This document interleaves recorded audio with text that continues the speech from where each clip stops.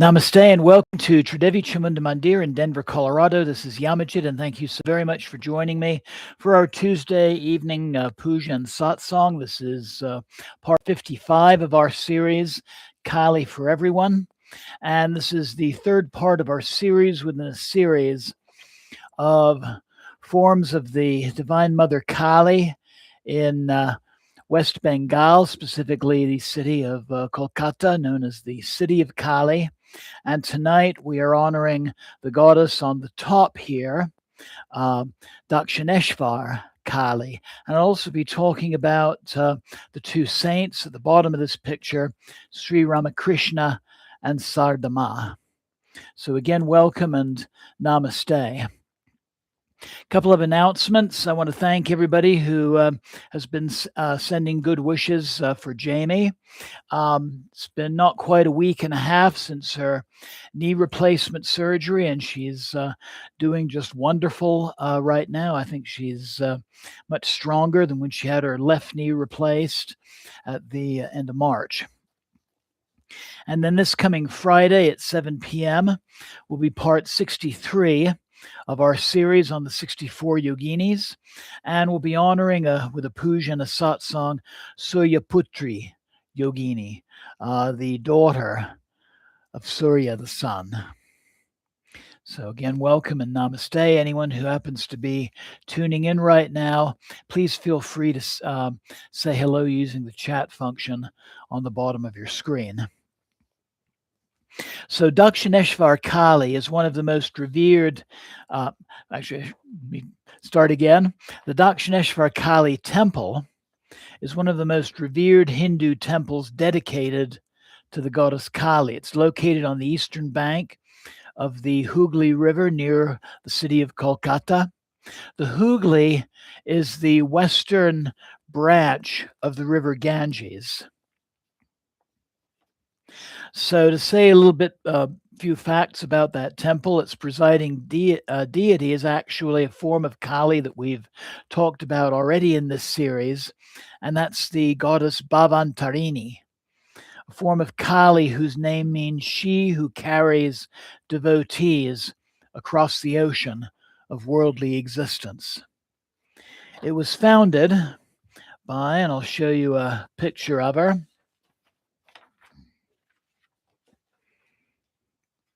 was founded by Rahani Rashmoni, who was a member of a very wealthy Indian family. It was the temple was consecrated in 1855. Its architecture is a traditional Bengali Navaratna or nine-spired style. And if we look at the building that contains the main sanctuary of the temple, 9 spires, and truly one of the most beautiful temples I've ever visited. I went there several times when I was staying in Kolkata during the summer of 2008 when I was teaching there and doing volunteer work as well. The temple complex itself includes the main Kali temple, which I just showed you, 12 Shiva temples standing in a row. There's a Radha Krishna temple, bathing ghats, places for pilgrims to bathe in the Hooghly River, and there are other shrines. If we take a look at this photo, we can see the main bathing ghat in the front and these small Shiva temples along one side of the temple. First time I visited there, in the first of those 12 temples, I was actually given the honor of pouring some of the libation over the black basalt stone Shiva lingam that was inside. In terms of spiritual significance, the temple is closely associated with Sri Ramakrishna Paramahamsa, who served as its priest and had profound spiritual experiences there. It's also linked with his wife Sarda Devi and their disciple Swami Vivekananda. If we look at the photo on our altar here, we see Sri Ramakrishna and Sardama, and then their disciple On the bottom, Swami Vivekananda.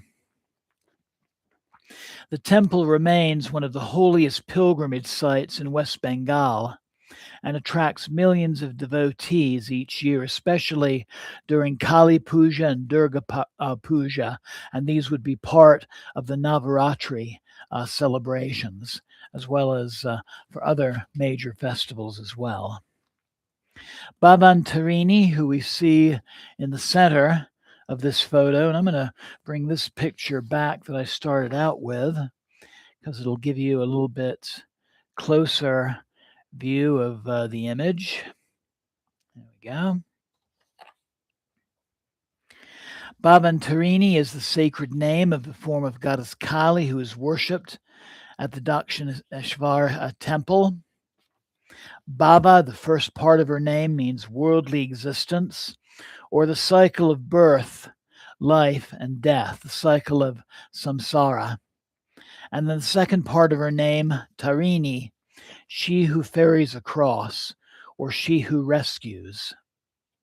So again, she is the one who carries her devotees across the ocean of worldly existence, or the ocean of worldly suffering, and grants moksha, or liberation. This very compassionate form of Kali was established at the Dakshineshwar temple by Rani Rashmani in 1855, and Sri Ramakrishna worshipped her as the Divine Mother, regarding this form of Kali as the living embodiment of the Supreme Goddess. A well-known prayer to Ma Bhavantarini is Jaya Ma Bhavantarini. Sarva Mangala Mangalye Shiva Svada Sadike Sadhanye Trambake Gauri Narayane Namostute Om Shanti Shanti Shanti. Victory to Mother Bhavantarini, O auspicious one, the source of all auspiciousness, the benevolent goddess, fulfiller of all noble aims. O refuge for all, the three-eyed one, Gauri, Narayani, the expander of consciousness, we bow to you. Om peace, peace, peace. This prayer expresses reverence for the Divine Mother as the source of protection and auspiciousness and spiritual grace.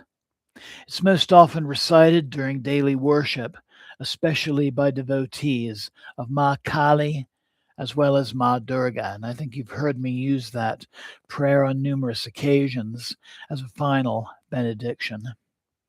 Sri Ramakrishna was born in 1836 and lived until his death from throat cancer in 1886. He was one of India's most influential spiritual teachers, and he served as a priest of Ma Bhavantarini at the Dakshineshwar temple and became renowned for his profound spiritual experiences and his teaching that sincere spiritual practice in different religions can lead to the same divine reality. He was really a universalist as well as a non-dualist in his philosophy. So he was born February 18th, 1836 in Kamarapur, West Bengal. His birth name was actually Gadakar Chattopadhyay. In 1855, he began serving at the Dakshineshwar temple. There he worshipped Ma Bhavantarini with intense devotion and often entered deep states of spiritual absorption or samadhi. He practiced various paths of Hinduism, including Tantra, Vaishnavism, that's the form of Hinduism surrounding Lord Vishnu and his different incarnations, and also Advaita Vedanta, or non-dualism. He also undertook spiritual disciplines inspired by Islam and Christianity, concluding from his own experiences that all genuine paths can lead to union with the divine. In his teachings, he emphasized love of the divine above all else, direct spiritual experience rather than mere intellectual debate, purity, humility, and selfless service, or seva, and respect for all religious paths and spiritualities. His foremost disciple we see again on the bottom of our photograph, Swami Vivekananda, who carried his teachings around the world. Other close disciples later established the Ramakrishna Math and Ramakrishna Mission. The Ramakrishna Math is his main monastery, and the mission is responsible for the establishment of schools and hospitals, and in general, ministering to the poorest of the poor. One of Sri Ramakrishna's best known sayings is, "As many faiths, so many paths." And I regard both he and his wife Sardama as two of my personal gurus. The idea of many faiths, so many paths, this reflects his conviction that different religions, sincerely practiced, can lead to the same ultimate truth. And he regarded Ma Bhavantarini not as a symbol, but as the living divine mother, and his life of devotion that Dakshineshwar continues to inspire in millions of people around the world. His wife, Sarda Devi, who we see on this side of the photo, and we also have a little statuette of her, along with a statuette of Sri Ramakrishna on our altar. She was born December 22nd of 1853. She was married to Sri Ramakrishna at a young age. It was basically a child marriage, according to the customs of the time. And later, when she became an adult, she then joined him at Dakshineshwar Kali temple.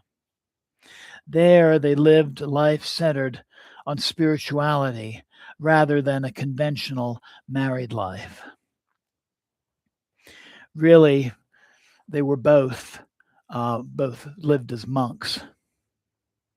During Guru Purnima, which we're very close to this time of year, during Guru Purnima of 2008, I got to spend some time meditating in their bedroom at the Dakshineshwar temple. It was just an amazingly profound experience.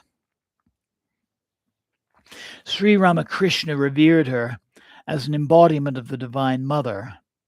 And during the Sodashi Puja, the puja to the third of the Mahavidya goddesses, he worshipped Sarda Devi as the Divine Mother herself.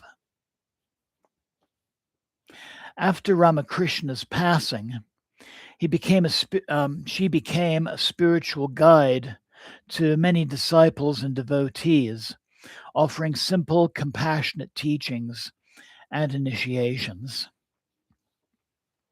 And I'd like to say a little bit more about the both of them. So for Saradama, she really had a very simple sadhana practice, really just the recitation of some mantras that she learned from her husband. Really, though, the true basis of her sadhana was acts of seva, taking care of monks in the Ramakrishna order, also taking care of members of her family, and ensuring that the movement started by her husband continued and grew. Vivekananda was a lawyer in training, and when Ramakrishna was alive and teaching him, he tended to ask a lot of questions about everything. And so during Ramakrishna's lifetime, he was never initiated into the Swami order, but it was Sardama who initiated him as a Swami and also gave him the blessing to travel westward and share the teachings of Ramakrishna.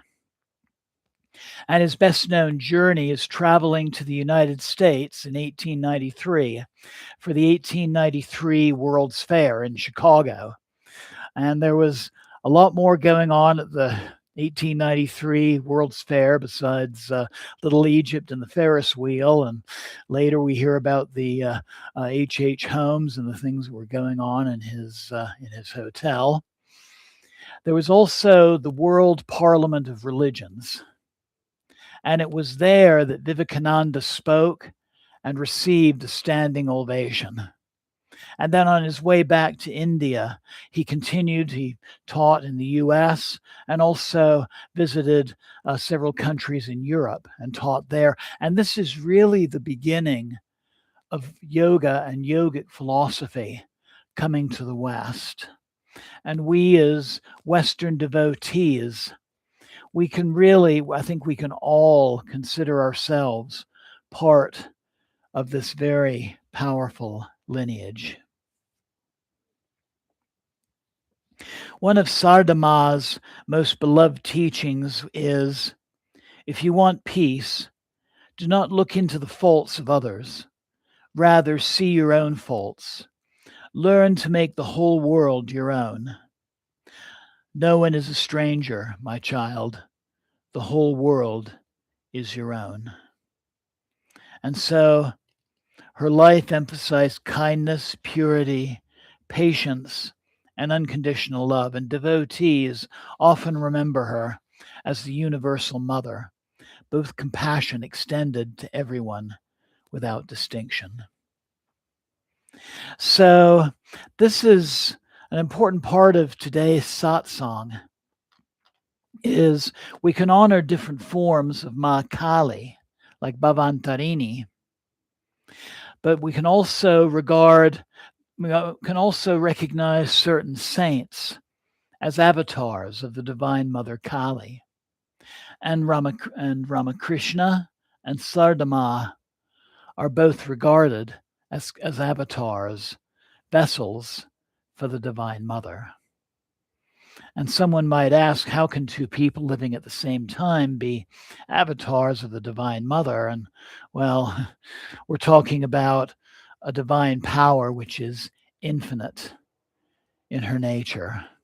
And so she can manifest in infinite ways and through infinite people as well. For our puja mantra, I'm going to share with you a very simple and yet very powerful mantra. And it was one of Sri Ramakrishna's favorite mantras. And it's just the simple mantra, AUM Kali, AUM Kali, AUM Kali, AUM Kali. So Jai Ma Dakshineshwar Kali, another name for Bhavantarini. Jai Ma Bhavantarini.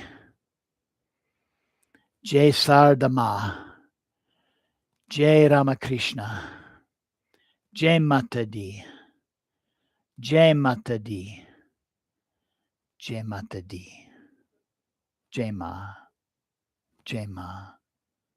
Jai Ma.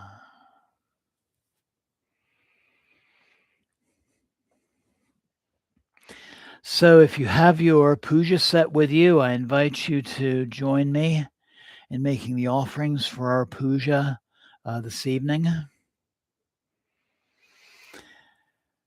So to begin, I invite you to take a comfortable seated position. Let your back be straight, roll the shoulders back to open the chest so your breath can be full and deep.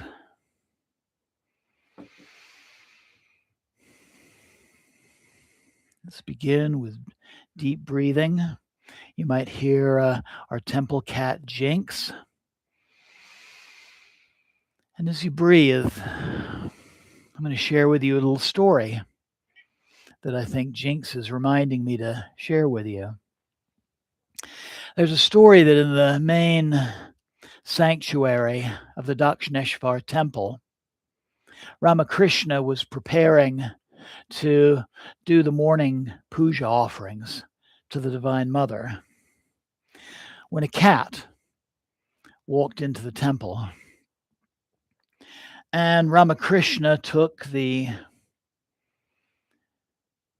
plate of offerings and he began performing the puja to the cat. And those who had assembled for the morning ceremony were kind of scratching their heads and wondering what was going on. And this led into Ramakrishna teaching a very important lesson. And that is the divine resides in all things, in all persons, and in all living beings. Part of his non-dual and universalist philosophy. And because of that story, if you ever visit the Dakshineshwar temple, you'll see a large clouder of semi-feral cats living around that temple, and they're very well taken care of. And one day when I visited the temple in 2008, I brought some of my fellow volunteers with me, and we were sitting in a sun pavilion by the main entrance to the main sanctuary. And I began telling my friends that story about Ramakrishna. And just then, a little gray and white cat came just walking by us and sat with us. So as you breathe, take time to remember Ramakrishna and the cat. And remember that in doing these workings, we do these workings for the benefit of all sentient beings. So I invite you to bring the palms of your hands together at your heart center. And let's begin by chanting the mantra AUM Kali 3 times. Deep inhale. AUM Kali.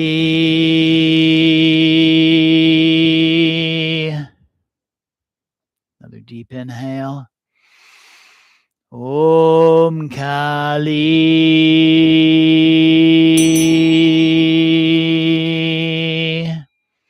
Third deep inhale. AUM Kali.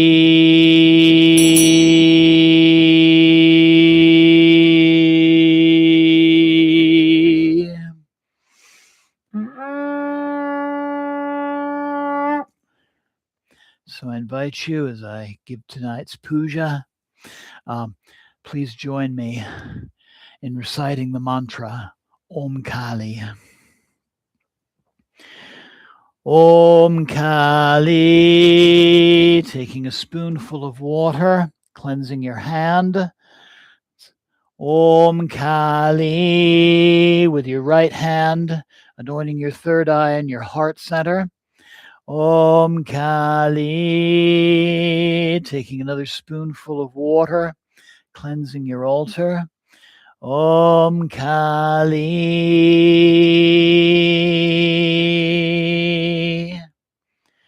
AUM Kali, taking the perfume oil, placing a little on your middle or ring finger, anointing your devotional images.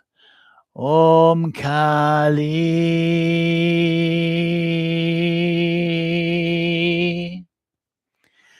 AUM Kali.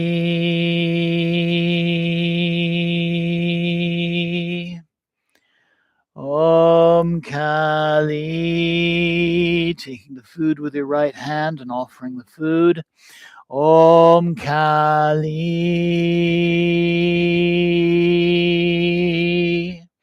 lighting the candle on your altar and offering light.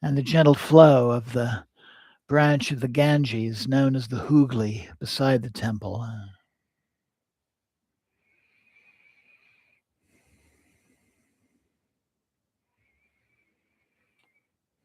And with each step, your mind becomes quieter.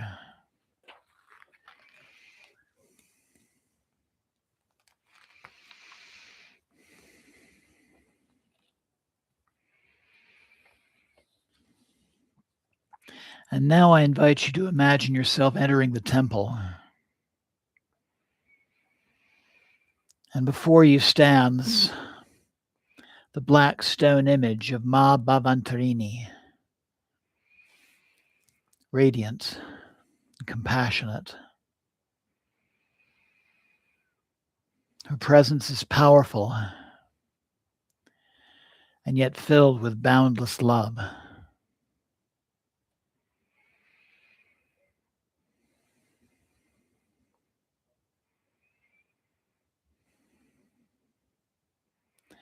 And I invite you to repeat silently to yourself, Jai Ma Bhavantarini, Jai Ma Bhavantarini, Jai Ma Bhavantarini. And with each repetition, allow your heart to open.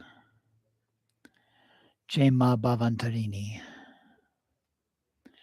Jai Ma Bhavantarini, Jai Ma Bhavantarini. And as you breathe and as you chant to yourself, you see a gentle light flowing from the Divine Mother toward you. Jai Ma Bhavantarini. It fills your mind with clarity. Jai Ma Bhavantarini. It fills your heart with courage. Jai Ma Bhavantarini. And your whole being with peace. Jai Ma Bhavantarini. Jai Ma Bhavantarini. Jai Ma Bhavantarini.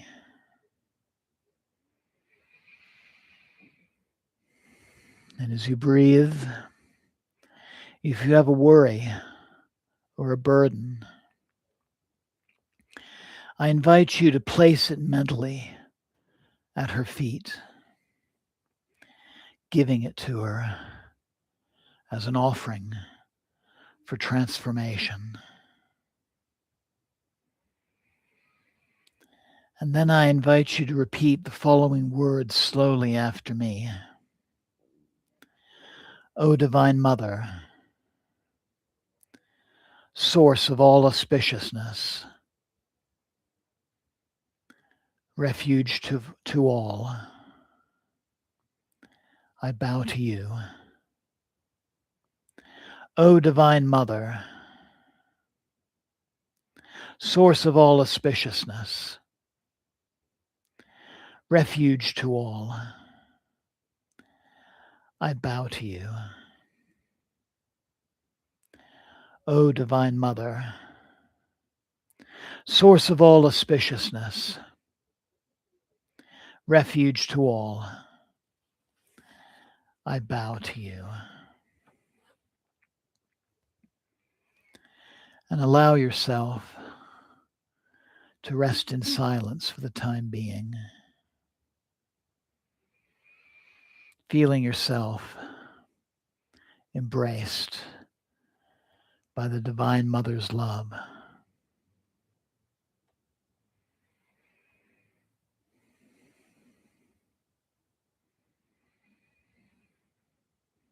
And if thoughts happen to arise, simply return your attention to your breath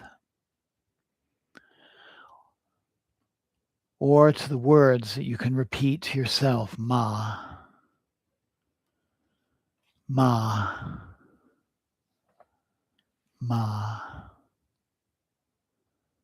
Ma, Ma, Ma, Ma. Ma, Ma, Ma, Ma, Ma.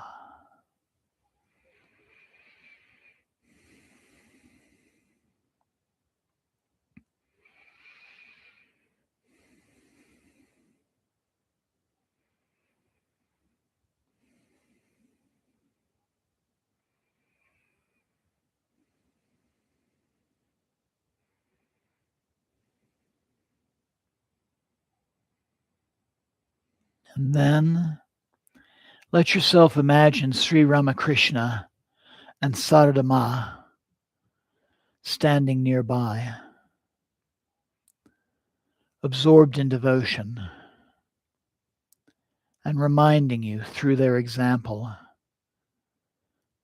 that sincere love for the divine is enough. It is all that you need,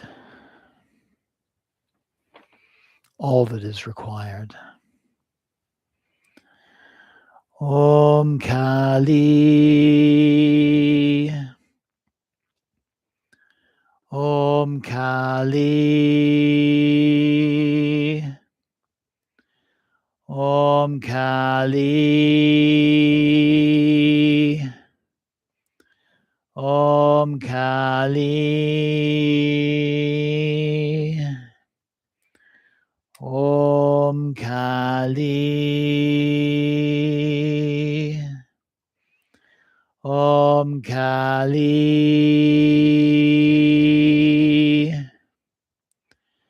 AUM Kali,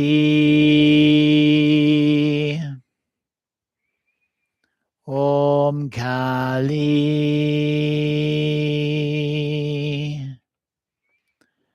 AUM Kali. Jai Ma, Jai Ma, Jai Ma.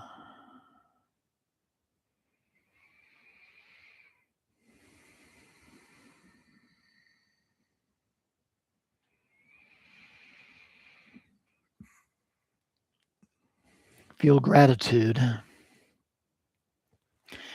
And then when you're ready, begin to bring your awareness back to your breath.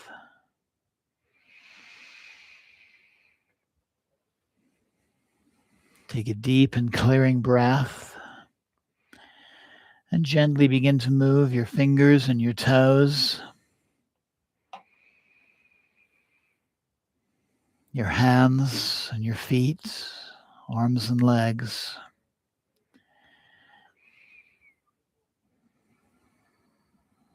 Keeping your eyes closed, slowly bring the palms of your hands together at your heart center.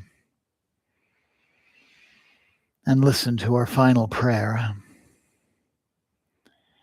Jai Ma Bhavantarini, Jai Ma Dakshineshwar Kali,